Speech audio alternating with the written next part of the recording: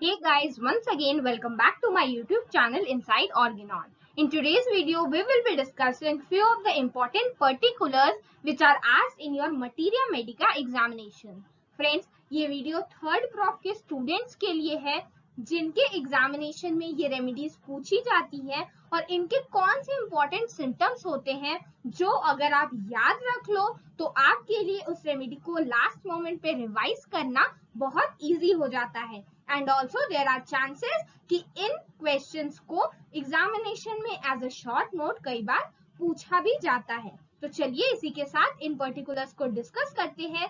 Also friends, अगर आप चाहते हैं कि ऐसे ही इंपॉर्टेंट पर्टिकुलर्स वाले वीडियोस आप तक पहुंचते रहें तो प्लीज मेरे चैनल को सब्सक्राइब कीजिए, बेल आइकन प्रेस करिए ताकि आप इनसाइड ऑर्गेनॉन के अपकमिंग अपडेट्स मिस ना करो. Let's get started.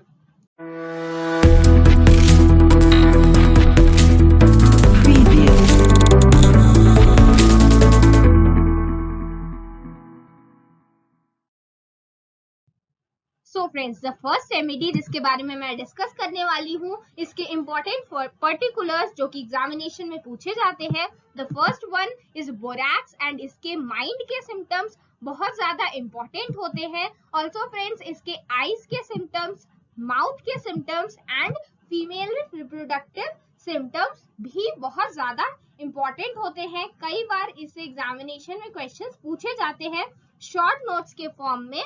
कई बार इन क्वेश्चंस को पूछा गया है.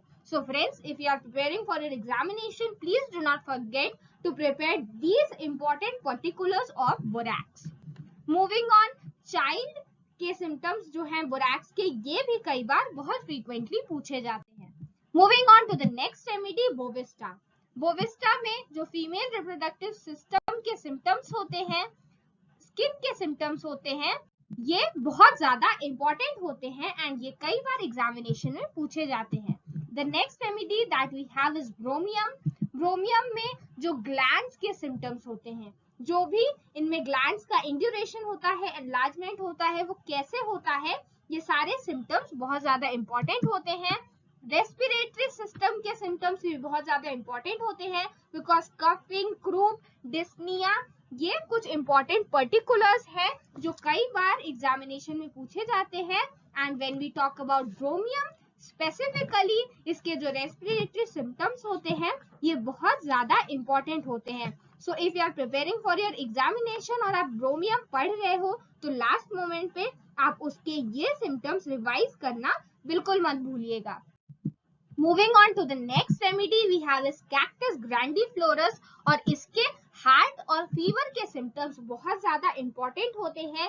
हार्ट में कैसे क्लैस्प्ड और अनक्लैस्प्ड फीलिंग होती है, केस जो फीलिंग होती है, और फीवर के टाइम पे जो कैक्टस का पेशेंट है वो कैसा फील करता है, इससे रिलेटेड कई बार एग्जामिनेशन में क्वेश्चंस पूछे जाते हैं. Moving on, the next remedy is caladium.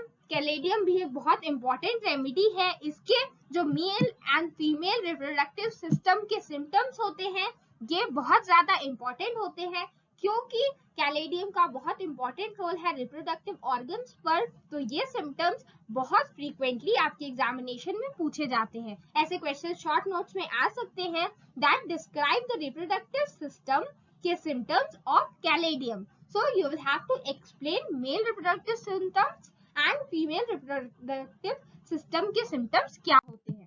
So friends, this is all about today's session. I hope this video was helpful. मैं ऐसे ही और वीडियोस अपडेट करने वाली हूँ, तो अगर आप चाहते हैं कि वो वीडियोस मिस ना करें तो प्लीज इस चैनल को सब्सक्राइब कीजिए, बेल आइकन प्रेस करिए. अगर आपको ये वीडियो पसंद आया हो तो इसे लाइक कीजिए, अपने फ्रेंड्स के साथ शेयर कीजिए बिकॉज इस टाइप के क्वेश्चंस एग्जामिनेशन में पूछे जाने की चांसेस बहुत ज्यादा होती है. Thank you.